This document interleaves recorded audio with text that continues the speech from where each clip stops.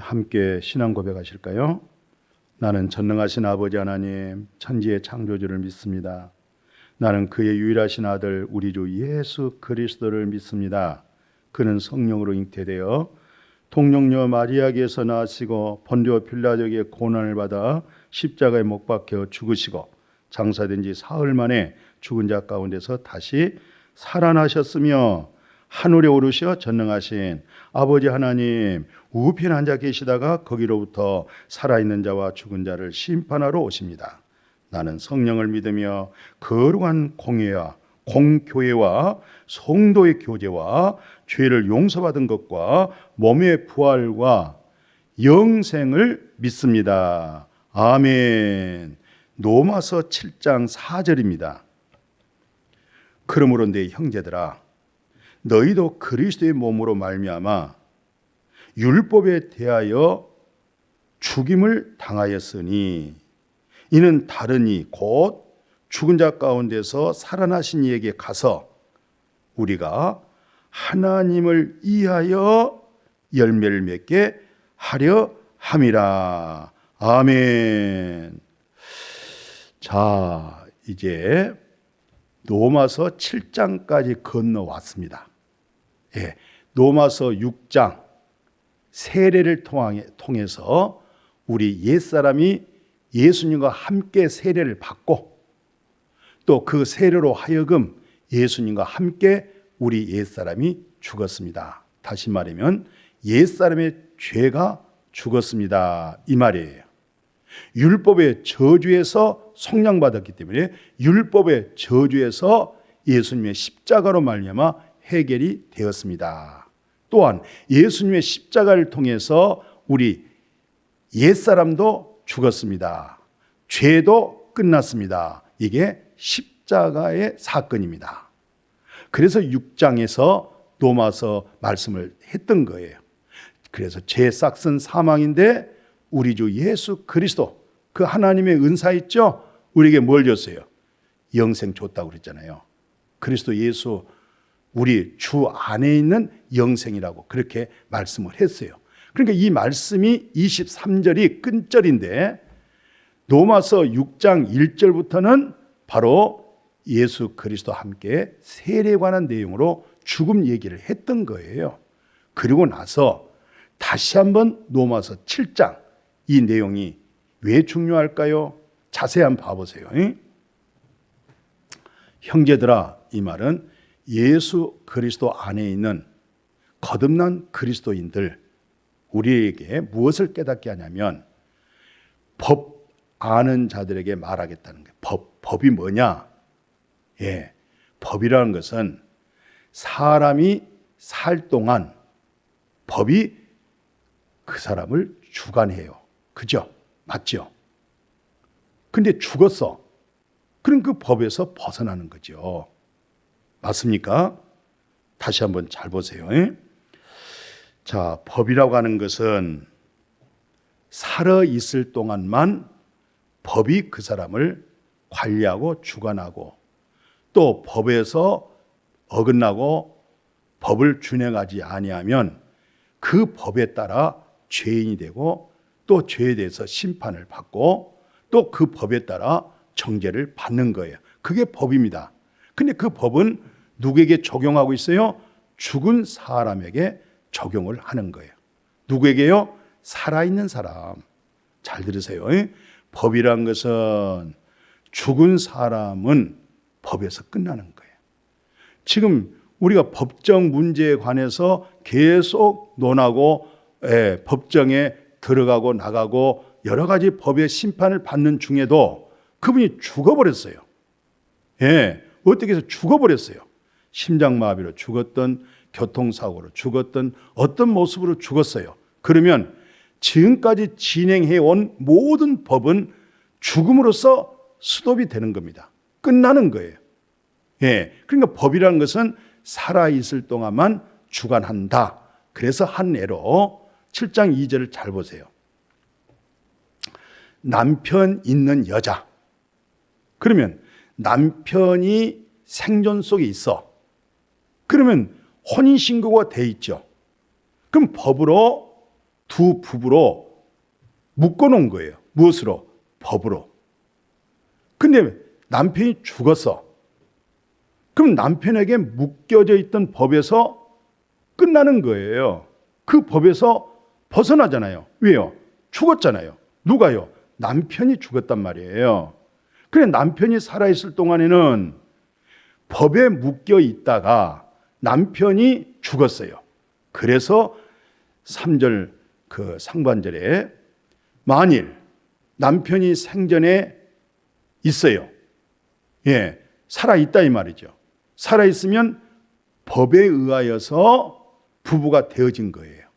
근데 남편 생전 속에 있는데 다른 남자에게 여자가 부인이 딴 남자에게 갔어요.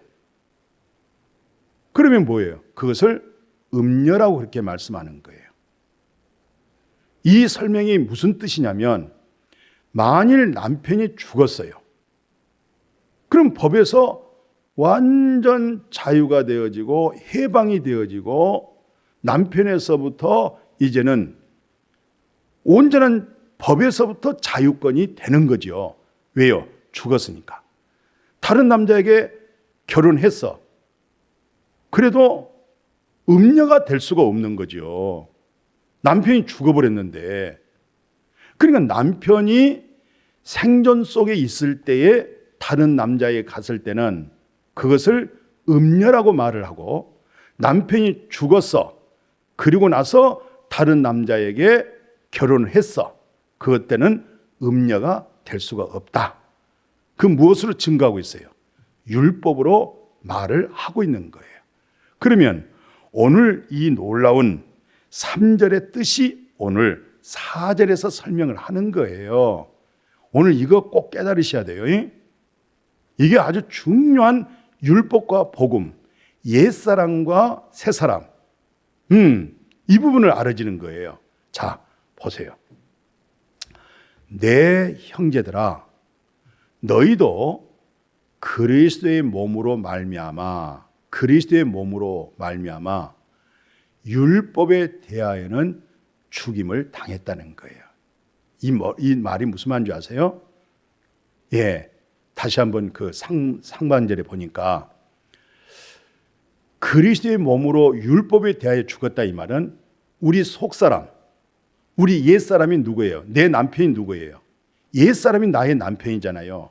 내 의가 나의 남편이었고 내 생각이 남편이었고 그래서 내 속에 있는 죄가 나의 남편이었어요.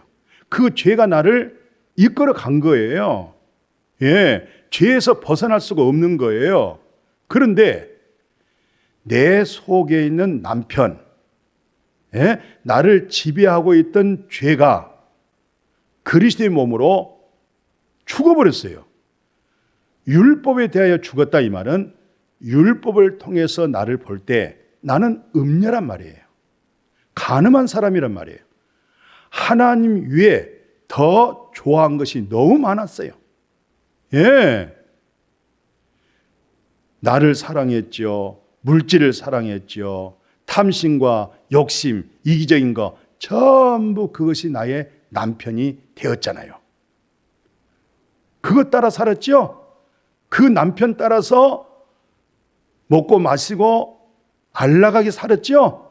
그런데 그 남편이 죽었다니까요. 율법에 의하여 죄된 모습, 율법에 의하여 정죄된 내 속사람, 그게 바로 그리스도와 함께 십자가에 못 박아 죽어버렸던 거예요. 옛사람이 죽어버렸어요. 옛 남편이 죽어버렸어요. 그러면 죽었으면 이제는 우리가 다른 데로 출가해야 돼요. 다른 데로 장가가야 돼요. 다른 데로 시집가야 돼요. 그것을 오늘 1절 하반절 봐보세요. 이 말씀이 굉장히 중요한 거예요. 형제들아, 내가 법 아는 자들에게 말하는데 너희는 그 법이 사람이 살 동안만 주관한 줄 알지 못하느냐 이 말이에요. 그러면서 뭐라고 얘기하고 있어요? 이어진 말씀 한번 들어보실래요? 남편 있는 여인이 그 남편 생전에 법으로 이제 묶여 있었잖아요. 그죠? 남편이 죽어버렸어요. 그럼 남편의 법에서 벗어나면 이제 3절에서 그 남편 생전에 이제 다른 남자에게 가면 음녀가 되겠지만 만일 남편이 죽어버리면 법에서 완전히 자유하게 되어진 것이죠. 완전 자유입니다. 이제는 죽은 자 가운데서 살아나신 이에게 가서 우리가 하나님을 위하여 열매를 맺는다. 이게 로마서 7장 4절에 정확한 답을 말씀하는 거예요. 이제 죽은 자 가운데서 살아나신 이가 누구예요? 예수 그리스도잖아요. 아멘. 죽은 자 가운데 살아나신 이가 이 세상에 누가 있습니까? 예, 내 죄 또는 내 옛사람 율법의 저주에서 해결해 준 사람이 누가 있어요? 어느 종교에서 누가 어떻게 해결했다고 말하고 있습니까? 없잖아요. 예수 그리스도께서 내 옛사람의 남편을 대신해서 죽어버리고 살아나셨기 때문에 살아나신 이에게 가서 오늘 4절 그러잖아요. 살아나신 이에게 가서 우리가 하나님을 이하여 열매를 맺는 거예요. 하나님을 이하여 하나님의 자녀, 하나님의 생명을 낳는 거예요. 하나님을 이하여 진리의 성령의 열매를 맺는 거예요. 이제는 그리스도와 연합됐지요? 그리스도와 결혼했죠? 예, 남편이 되었죠? 남편 대신 예수 그리스도로 하여금 많은 하늘의 별처럼 자식을 많이 낳기를 축복해요. 지경이 넓어지고 높아지고 깊어지기를 주의 이름으로 축복합니다. 아멘. 하나님 아버지, 율법에 대하여 죽어버렸어요. 옛사람이 죽어버렸어요. 죄에 대하여 죽어버렸어요. 저주가 끝나버렸어요. 부활하신 예수 그리스도로 하여금 여호와 하나님, 우리의 목자 되신 하나님, 부족함이 없도록 영원한 것을 부유하게 하신 하나님, 그분으로 하여금 많은 열매를 맺게 하여 주옵소서. 많은 자녀를 낳게 영적 자녀를 낳는 아비의 심정을 가지고 아비의 복음으로 사는 우리 모두가 되게 하여 주옵소서. 예수님의 이름으로 축복하고 기도드렸습니다. 아멘.